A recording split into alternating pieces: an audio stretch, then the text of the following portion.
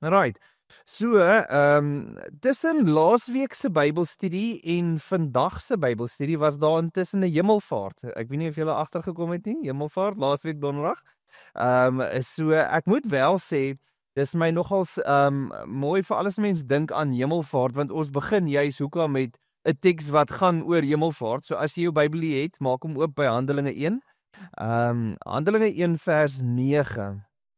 Nou om net vir jou 'n idee te gee, Handelinge 1 is basies Jesus maak die laaste paar stellings aan sy disippels en dan gaan hy op in die hemel in en dan lees ons, hy het nou net klaar met hulle gepraat en dan sê hy vers 9, hy het dit gesê en toe in die hemelruim opgeneem terwyl hulle toe kyk.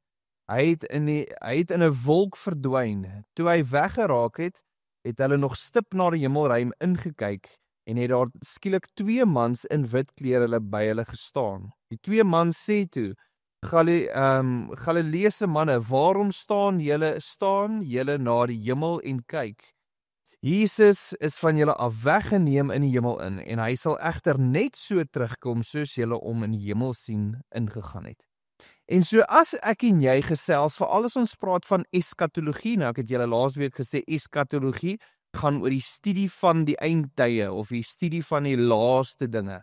En wanneer ons praat oor die eskatologie, is daar baie goeters wat baie onduidelik is, maar een ding wat baie duidelik is, veral in hierdie skrif, is hoe Jesus gaan terugkom. So hier kom hy en 2 manne staan daar en hulle sê, soos wat julle Jesus sien, fisies sien, opgaan in die hemel, net so gaan julle hom sien as hy terugkom.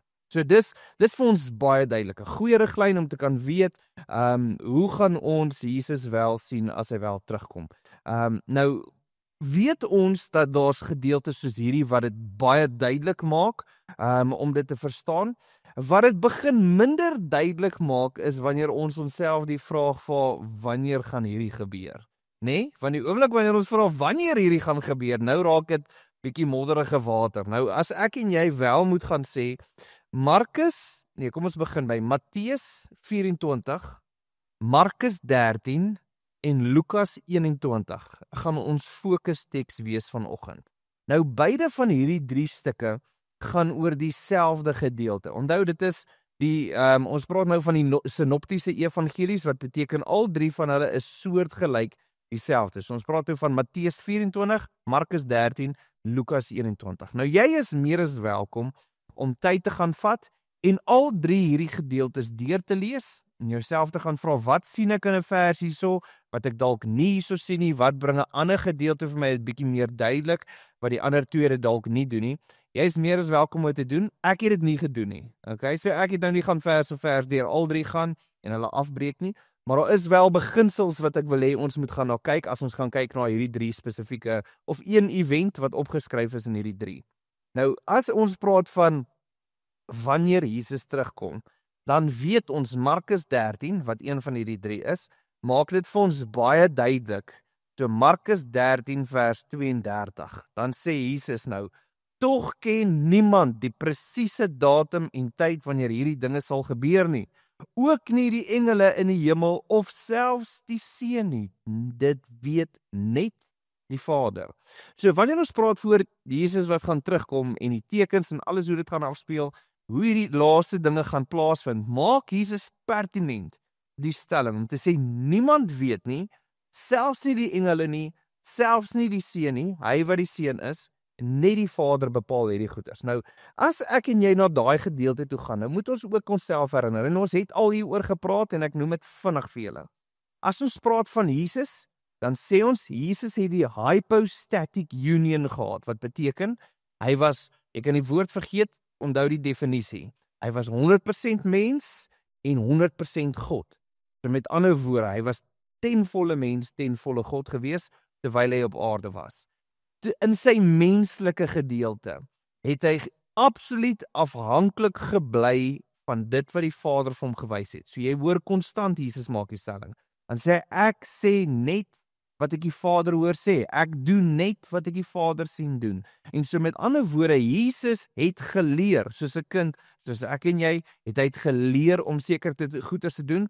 Die enigste verskil tussen Jesus en ons was Eerstens, hy was sondeloos, so hy het nooit sonde gedoen nie, en tweedens, hy was God.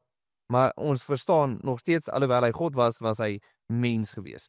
En so Jesus maak hierdie stelling hierso, en jy kan hoor dat Jesus in sy menslikheid weet nie wat is die antwoord van die einde van tye nie, want hy maak dit pertinent. Maar teen die tyd wanneer ek en jy teruggaan na Handelinge 1 toe, waar ons nou net was met die hemelvaart, Handelinge 1 vra die disippels vir Jesus nou weer. So, hulle het nou al 'n klomp keer vir Jesus gevra, hoorie, maar wanneer kom die einde, wanneer kom die einde, wanneer kom die einde? Handelinge 1 vra hom weer. So, in vers 6, dan sê hulle, toe hulle weer 'n keer by mekaar was, het die apostels Jesus aanhou vra, Here, is dit nou die tyd dat die Israel weer 'n onafhanklike volk met 'n eie koning gaan maak? Is dit nou? Is dit nou? Is ons reg? Is dit nou? Is nou die tyd?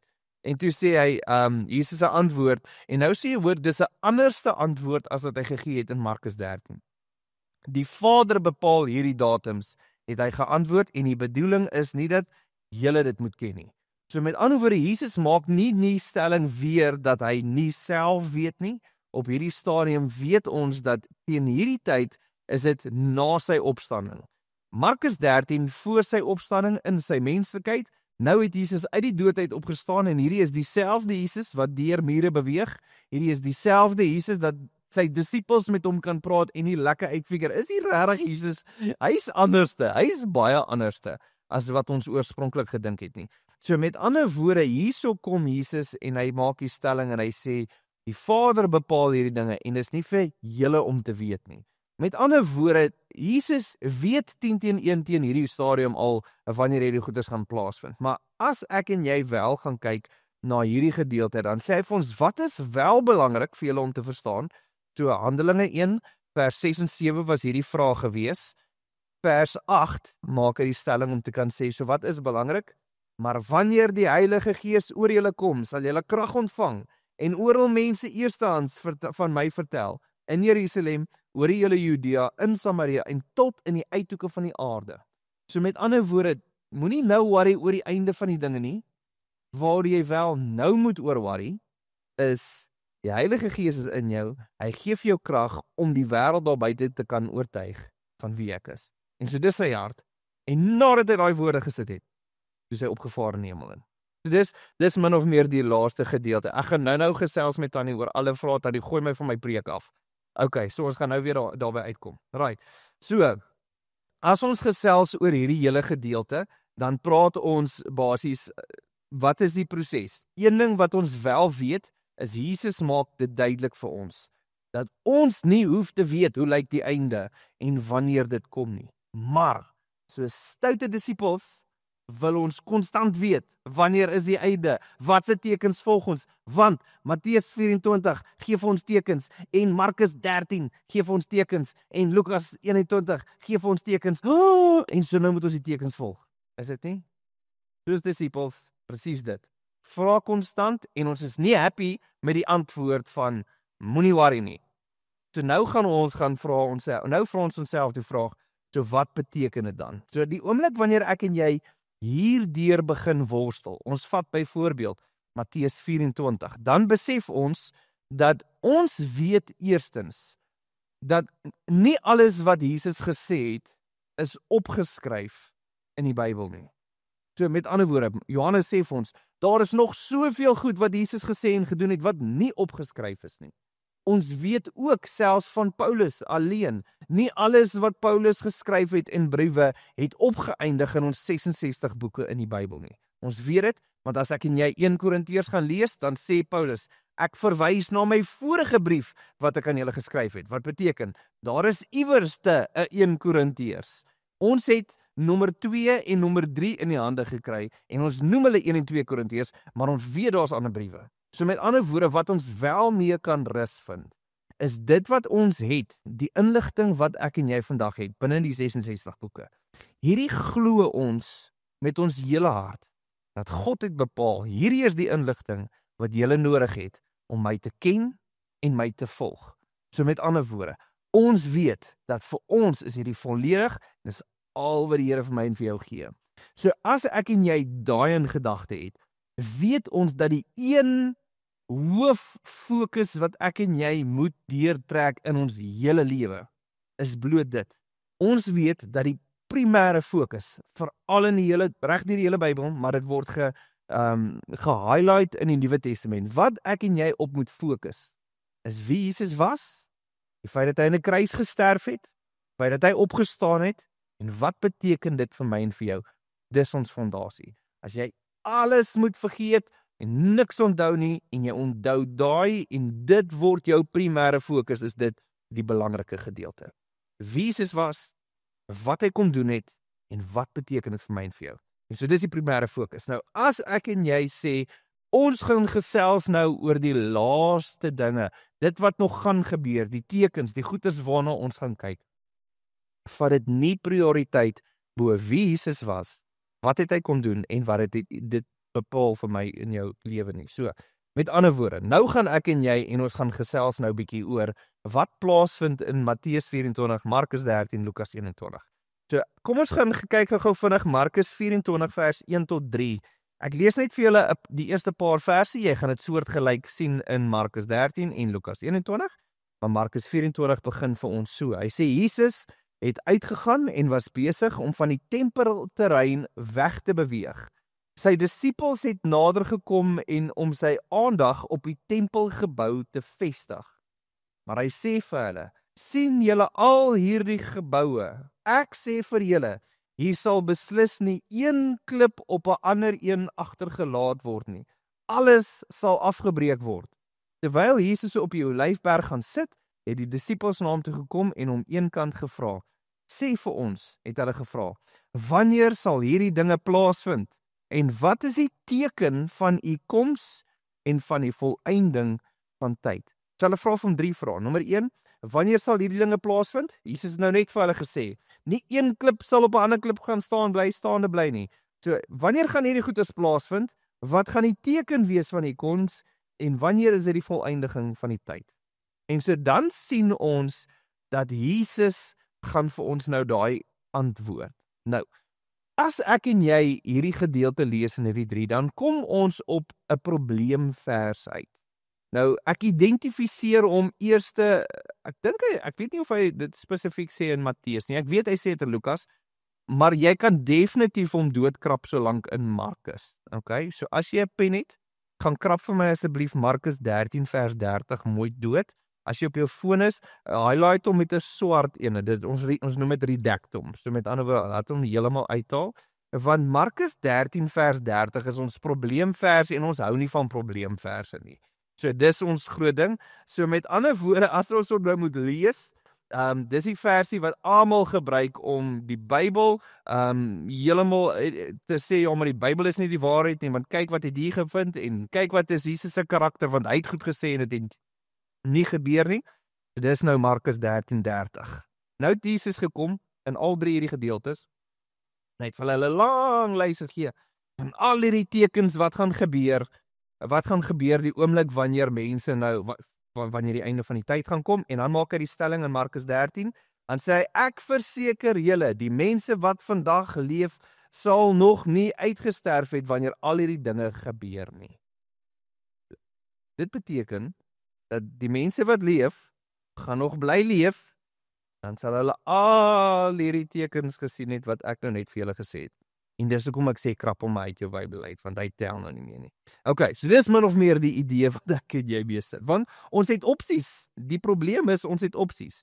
Nou, as jy sê, hierdie is nie 'n probleem van jou, die enigste ouens wat glo dat hierdie vers is nie 'n probleem nie, is ouens wat gesê dat dit wat staan in Matteus, ek gaan dit net sê, die Olyfberg preek, eerder as om jy elke keer te reference waar hulle is, maar die Olyfberg gesprek wat Jesus het met sy disippels.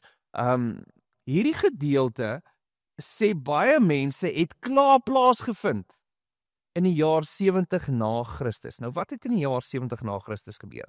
70 na Christus, toe kom die Romeine in en hulle vernietig alles.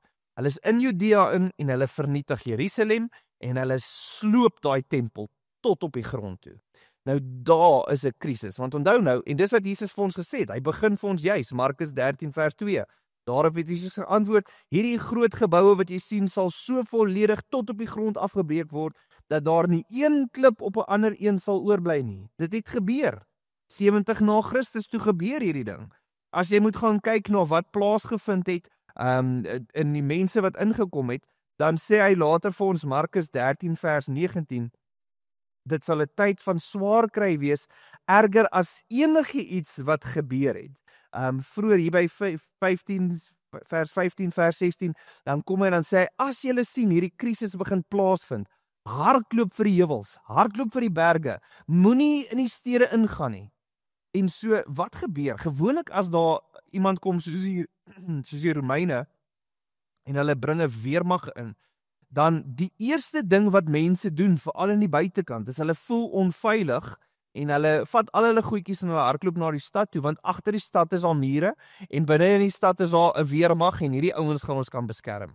En Jesus maak pertinent die stelling, en hy sê, moenie hardloop wyd, gaan heuwels toe.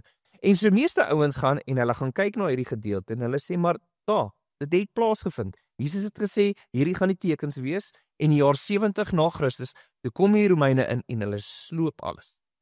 Dit het dan plaasgevind. Nou sit jy met 'n krisis, want Handelinge 1 sê, soos wat Jesus opgegaan het, so moet Jesus terugkom. En sover ek verstaan, het Jesus nie weer teruggekom nie. So nou sit ons, en ons kan nie sê dat alles het plaasgevind in die jaar 70 na Christus nie. So nou sit ek nog steeds met die probleemvers. Nou is daar 'n paar opsies wat ons kan doen met ons probleemvers. Nommer 1, ons kan sê Jesus was verkeerd, so dis trek hom dood. Jesus het nie regtig dit bedoel nie. En hoekom sê ek dit? Ouens sal sê, die oomblik wanneer jy gaan kyk na wat Jesus gesê het na daai stelling, gee vir ons 'n cop-out, en ons het begin met dit. So ek lees dit weer, Markus 13 vers 30, en ons lees hom tot by 32 toe. Ek verseker julle, die mense wat vandag leef, sal nog nie uitgesterf het wanneer al hierdie dinge gebeur nie. Selfs al sou die hemel en aarde ophou bestaan, sal my woorde vir altyd vas bly staan. Tog ken niemand die presiese datum en tyd wanneer hierdie dinge sal gebeur nie, ook nie die engele of selfs die Seun nie. Dit weet net die Vader. So nou kom die ouens en sê, "Hey, Jesus het 'n fout gemaak." Hy het immers gesê dat niemand weet nie. Hy het gedink is hierdie generasie, was nie die generasie nie. Moenie jou lewe daar bank nie. Jesus was verkeerd. So dis jou een opsie. Jy kan gaan kyk na daai vers en jy kan sê, "Okay, maar ek kan dit so identifiseer, Jesus was verkeerd." As jy sê, "Okay, maar dit werk nie heeltemal vir my nie, wat kan ek dan nog doen om hierdie vers dan te kan verstaan?" En dan is daar nog 2 ander opsies, en daar's frankly in my opinie 3 opsies wat jy kan kies. Dus 1 nie vir jou werk nie. Nommer 2 is die woord generasie, beteken die Griekse woord is geneia. Geneia het 2 interpretasies wat hy gaan gebruik, en ek gaan vir julle 'n voorbeeld daarvan gee.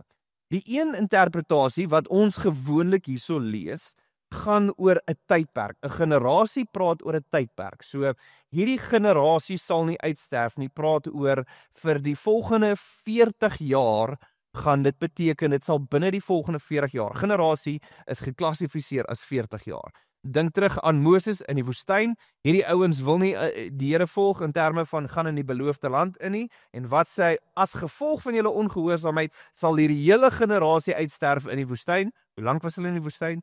40 jaar. So met ander woorde, 40 jaar toe almal uitgesterf het, toe vat die tweede generasie basies die beloofde land in. Nou dis die een interpretasie van die woord geneia.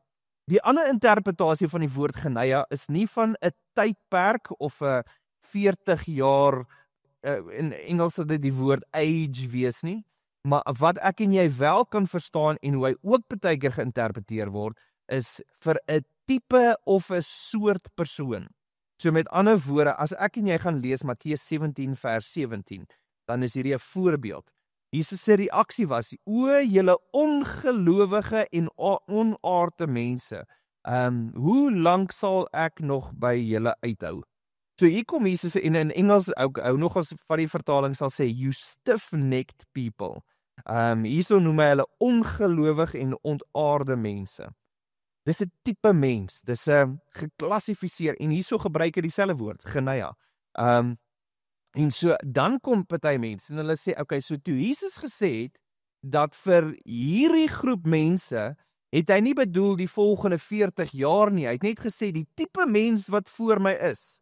So met ander woorde, die gelowige tipe disippels wat voor my is, sal nie uitsterf totdat ons al hierdie tekens sien nie.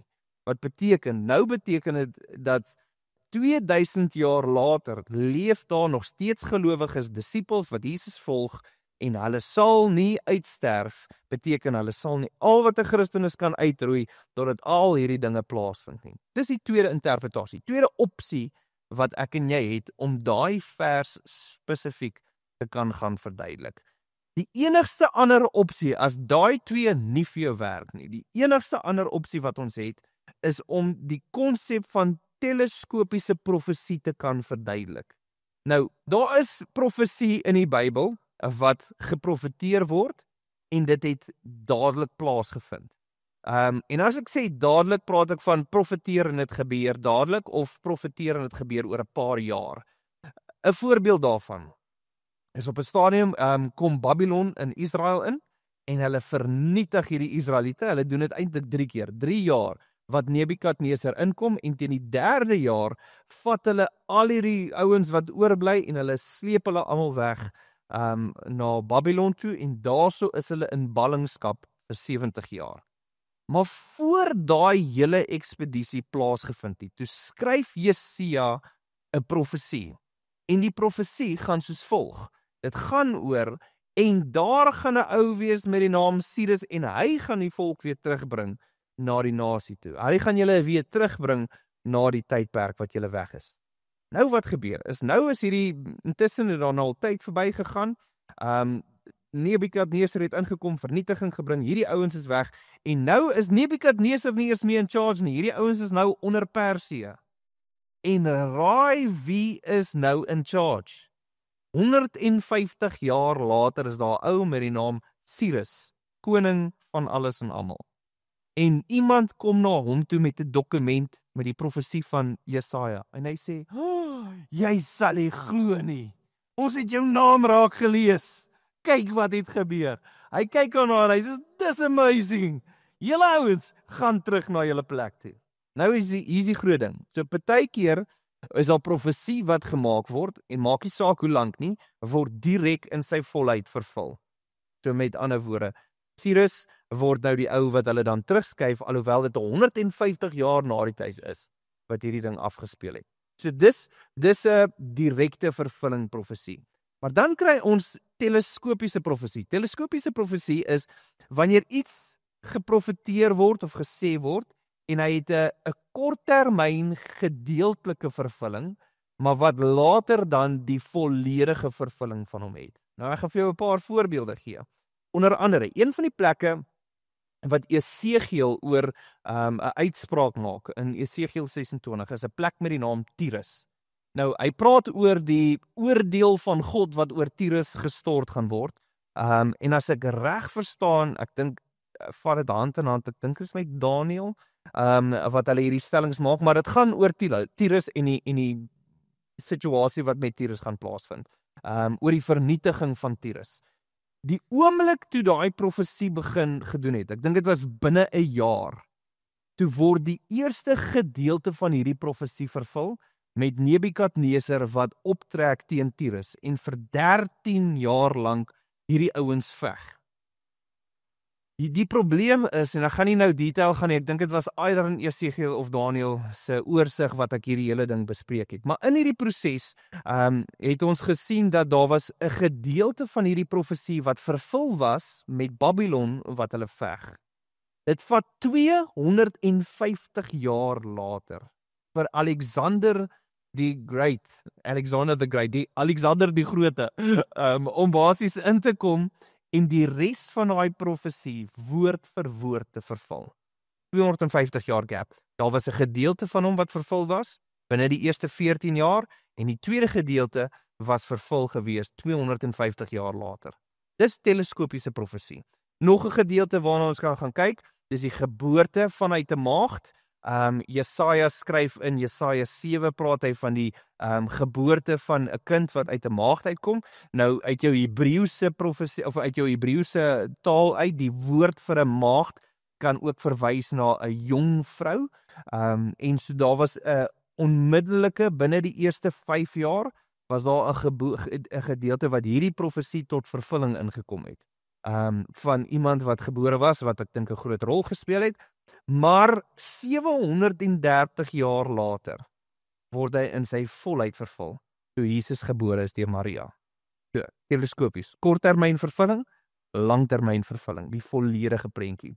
Dieselfde gebeur met Psalm 22. Nou, ek ken nie die regte Afrikaanse term nie. Engels noem dit ons die suffering servant. Dan praat ons van, as jy Psalm 22 gaan lees, dan is Dawid nou besig om te skryf, en dit praat oor hoe hy suffer, oor die krisis wat hy beleef, en dit gaan oor die tydperk van sy lewe. So, korttermyn vervulling speel uit oor die volgende 10 of 30 jaar, hoe lank hy ook al nog geleef het, maar dit is sy immediate krisis wat hy daar beleef het. Maar dan gaan lees jy Psalm 22, en jy vergelyk dit met Jesus aan 'n kruis, wat 1000 jaar later afgespeel het, en dan is die mense net soos, what happened? Teleskopiese profesie. So, die derde opsie wat ek en jy nou kan gaan kyk, met die Olyfberg gesprek, is om dan te kan sê, dat miskien moet ons besef, dat Jesus profeteer, en hierdie het 'n teleskopiese profesie aan hom gebonde, wat beteken, van hierdie gedeeltes waarna ons kyk, het 'n korttermyn vervulling gehad, onder andere 70 na Christus, en van hierdie gedeeltes gaan nog plaasvind. En so dit is ons werk om partykeer die deur te worstel en te kyk, maar wat sien ons nou, hoe gaan hierdie goeters lyk, ensovoorts. So met ander woorde, as ek en jy daai prentjie gaan benader, dan besef ons, alhoewel van die goeters, en ons gaan nou 'n paar van hulle afbreek in terme van, ek gaan net vir die verse gee, jy kan self die werk gaan doen om dit gaan navors, maar 'n gedeelte van dit, onder andere, nie een klip op 'n ander klip staan nie, het geplaasgevind. Die feit dat mense moes gevlug het buite die stad uit, daai ouens wat gered was, daai is die waarheid gewees. Die feit dat hy sê in Markus 13 vers 19, dan sê hy, dit sal 'n tyd wees van swaar kry, erger as enige iets wat gebeur het, sedert God die wêreld gemaak het. As jy moet gaan kyk na die geskiedenis van die Jode, tot op 70 na Christus, het hierdie ouens nog nooit sulke verdrukking beleef nie. En dit sluit in, toe Babylon ingekom het en hulle vernietig het. Dat was nooit so baie Jode wat doodgemaak is nie. Ek dink Flavius Josephus, die geskiedkundige, hy maak die stelling dat oor die 1,1 miljoen Jode is doodgemaak in die jaar 70 na Christus. Dis intens gewees. Tot op daai punt toe is dit die situasie gewees. Van dit is vervul in die jaar 70 na Christus. Maar dan is daar van hierdie tekens wat amper elke generasie ervaar. Ons het laasweek toe praat ons daaroor. Die feit dat ons oorloë beleef, kom deur generasies. Die feit dat jy ouens kry wat geïdentifiseer word as hierdie is 'n stoute karnalie wat lyk asof jy die wêreld bymekaar wil bring en wêreldorde en al hierdie goedes gaan bring, daai kom deur die generasies. Die feit dat ons praat van aardbewings en hongersnood, hierdie kom deur generasies. Wat beteken?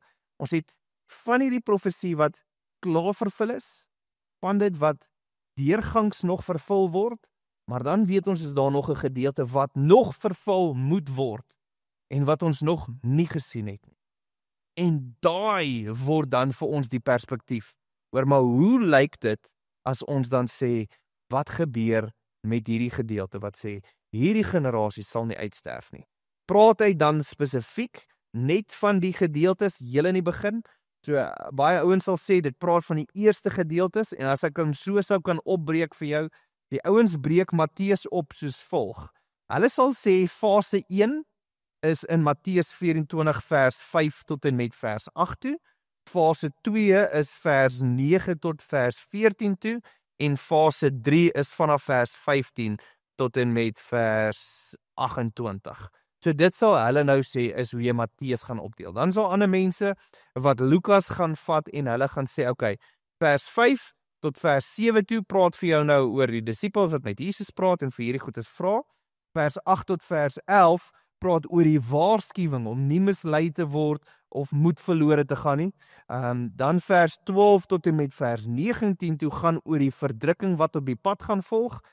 Vers 20 tot 24 toe gaan oor die vernietiging en die verspreiding wat plaasgevind het in 70 na Christus. Vers 25 tot 28 toe praat oor Jesus wat wel gaan kom. 29 tot 33 praat oor wees op julle hoede van wat op 70 na Christus gaan plaasvind, maar 34 en 36 praat oor wees op hoede vir wat in die einde gaan plaasvind. En so ouens vat hierdie gedeelte en hulle breek hom so oop.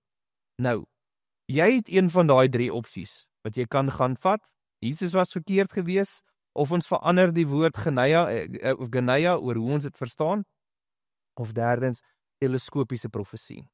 Maar een ding wat ek vir jou wel mee wil agterlaat, en dis dit. Die ding wat Jesus pertinent vir hulle gesê het, is die tyd hoe die goeders gaan afspeel, het eintlik niks met ons uit te waai nie. En as ek en jy heeldag en aldag gaan sit en gaan soek vir tekens, dan sal Jesus eintlik vir jou sê, hou op, stop dit, want die een ding wat ons wel moet doen, is besef dat die Heilige Gees is in ons. En dit beteken ek moet uitgaan en ek moet vir die wêreld gaan getuig, wie is Jesus, wat het hy gedoen, en hoe lyk dit in my lewe. Dis ons hart, dis eintlik die fokus, dis vir ons die fondasie, die pivot van ons geloof. So moenie hierdie goeters vat, moenie eindtyd profesieë en al hierdie goeters van die wêreld en hoe hy gaan eindig, dit jou primêre fokus maak nie. As jy heelwag sit op YouTube en Instagram en al wat jy doen, is jy kyk hierdie goeters en jy mis die goeie nuus. En jy sit en jy is meer geïnteresseerd oor die eindtye en jy doen nie eers die werk om met mense te gaan praat oor die goedheid van Jesus nie. Jy besig om 'n ding wat nie primêr fokus is, besig om dit primêr te maak. En dis nie eintlik waar ons moet wees nie. So, as ek en jy hopelik volgende week by vers 1 gaan kom van Openbaring, gaan ons daai perspektief in plek hê, om te kan weet, en laasweek het ek ook gesê, ons kan niks doen om te verander wat môre gaan gebeur nie. As Jesus kom hy, en dan is ek reg. En hier kom Jesus en hy sê, maar tussen hier en daar, gaan uit, maak disippels, doop hulle in die naam van die Vader, en leer hulle om alles te gehoorsaam wat ek vir julle gegee het. Dis ons hart, dis ons plig. So, Openbaring, weer eens kom ek terug met die idee, gaan nie gaan oor al hierdie tekens uitkry nie, maar wanneer ons wel daarna kyk, wanneer ons wel na Openbaring gaan kyk, moet ons besef, selfs Openbaring het 'n teleskopiese profesie wat plaasvind. Wat beteken van die goeters? Dink net aan die 7 kerke. Daai 7 kerke was 7 fisiese kerke wat plaasgevind het. Daai 7 kerke bestaan nie vandag nie. So, beteken dit dat die hele boek van Openbaring verby is? Nee, want ons het nog nie Jesus gesien wat uit die wolke uit terugkom, vir my en vir jou nie. En so dis wat gebeur het, daar's 'n teleskopiese profesie, as ek myself moet posisioneer, sal dit by hom wees. Alright, kom ons sluit die oë. Ag Here, wat 'n voorreg is dit wat ons het om tyd saam te kan spandeer. Bid Here dat ons onsself sal herinner, Here, dat ons die hoofgoeders eerste sal sit.